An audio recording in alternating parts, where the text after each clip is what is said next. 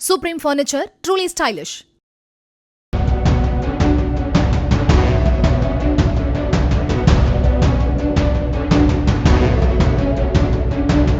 கள்ளக்குறிச்சி மாவட்டம் மணலூர்பேட்டை காவல் நிலைய எல்லைக்கு உட்பட்ட பகுதிகளில் கடந்த 3 மாதங்களாக பல்வேறு இடங்களில் தொடர்ந்து கொள்ளை சம்பவங்கள் நடைபெற்றன.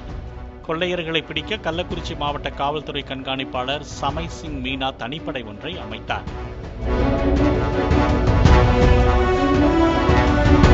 திருக்கோவிலூர் டிஎஸ்பி மனோஜ்குமார் மேற்பார்வையில் திருக்கோவிலூர் ஆய்வாளர் பாலாஜி தலைமையில் 10 பேர் கொண்ட தனிப்படை அமைக்கப்பட்டது.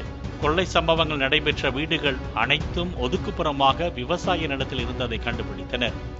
இந்த பகுதிகளில் சிசிடிவி கேமராக்களும் இல்லை.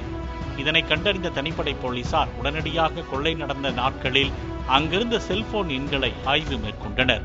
இந்த ஆய்வில் 3 செல்போன் எண்கள் கொள்ளை சம்பவங்கள் நடைபெற்ற இடங்களில் இருந்தும் அதன் பிறகு நீண்ட நாட்களாக சுவிட்ச் ஆஃபில் இருப்பதையும் கண்டறிந்தனர்.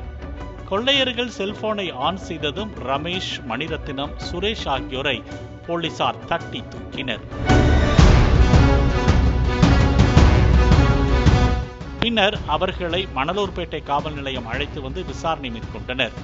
விசாரணையில் கொள்ளை சம்பவங்களை நிகழ்த்தியது இவர்கள்தான் என்பதும் தெரியவந்தது. அவர்களிடமிருந்து 21,000 ரூபாய் ரொக்கப்பணம் மற்றும் 14 சவரன் தங்க நகைகளை போலீசார் பறிமுதல் செய்தனர். பகலில் குட்டியானை என்று அழைக்கப்படும் டாடா ஏஸ் வாகனத்தில் காய்கறி விற்பது போல சென்று நோட்டமிட்டு இரவில் கொள்ளை சம்பவத்தை நிகழ்த்தியதும் கண்டுபிடிக்கப்பட்டது.